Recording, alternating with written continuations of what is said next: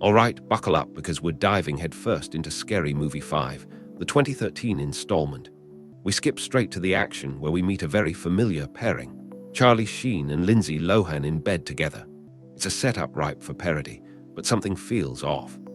Lohan, playing herself, or a thinly veiled version of it, is wary of Sheen's character. She wants to make sure this isn't just another one-night stand being filmed for posterity. She makes it clear she takes her private life very seriously. Her private life is private. She quizzes him on his past relationships and suddenly finds a wall of videotapes labeled me and, oh dear. The suspense builds as she discovers his security camera obsession, all pointing at the bed. Yeah, this isn't your average home security system, but things quickly escalate. As she moves to leave, a ghostly figure suddenly appears above them. The sequence ends violently. We swiftly move into an account of Charlie's demise, discovered by police shortly after their little rendezvous. The search for his 3 orphaned children intensifies. It makes the news. We leave that craziness and are transported to a misty forest. Snoop Dogg, or should I say Snoop Lion, and Mac Miller show up, trading conspiracy theories on Obamacare as they search for the missing children. So yeah, that's a thing.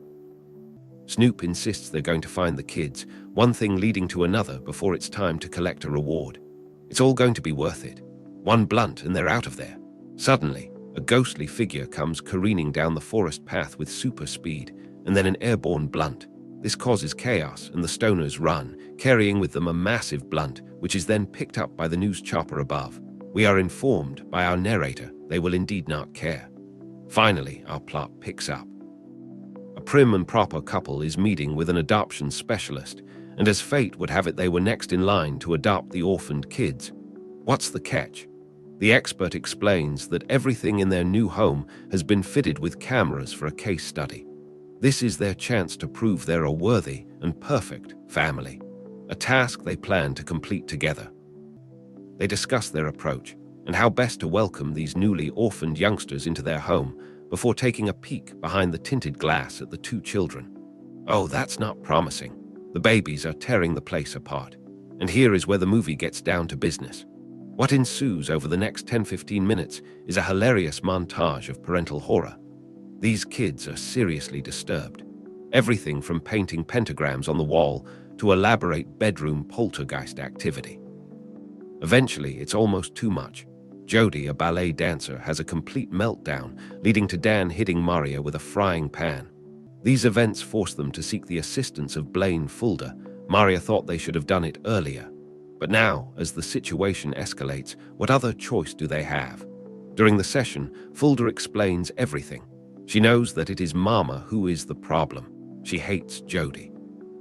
With the information in hand, after an intense session and a bill that may as well cost everything, they head back home ready for round 2.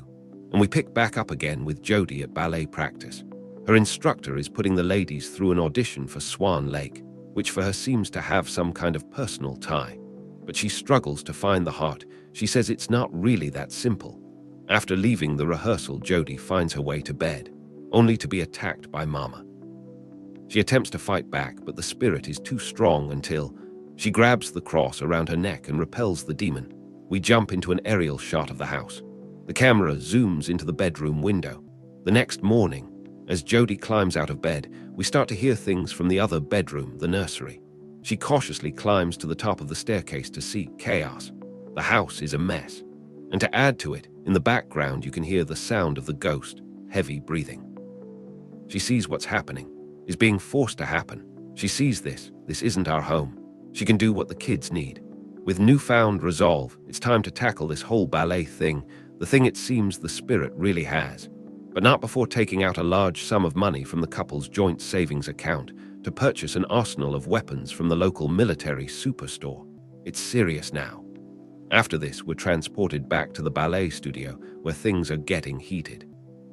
Jody is putting herself through the motions before noticing Kendra has taken on a very exotic approach. Pole dancing in ballet. The audition is suddenly put on hold, and our protagonist makes a break for the nursery as a demonic voice screams from the heavens and a dark smoke erupts from the chimney. Finally home. The kids, knowing that their spirit has found a weakness, play her game and use ballet to try and break Jody. As the possessed children perform aerial ballet feats that defy all laws of physics, it is found that Dan and Maria had set up multiple trapdoors. Jody goes in after the kids, a fight to the death, or at least a dramatic conclusion.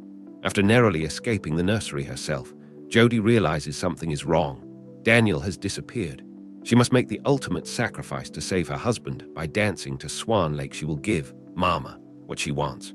She arrives on set in full regalia and begins to dance. The music starts, and the demon appears in all its glory. "If you dance it, you'll dance it for me," she proclaims, as the possessed kids appear to dance and terrorize Jody. As they dance, a series of comedic mishaps ensue, injuring other cast members and generally destroying the set. Jody makes a valiant attempt to save the rest of the production before deciding, "Fuck it all." Jody jumps and falls. And this is where we end.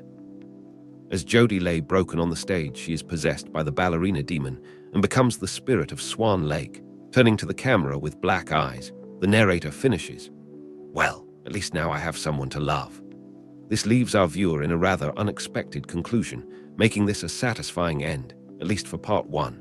Okay, so you got adopted kids acting weird, and a freaky Mexican lady on a toilet that's doing her own spin on exorcism. Pretty standard. Suddenly, we switch to night vision surveillance footage. Oh boy, this is gonna be a long one, strap in.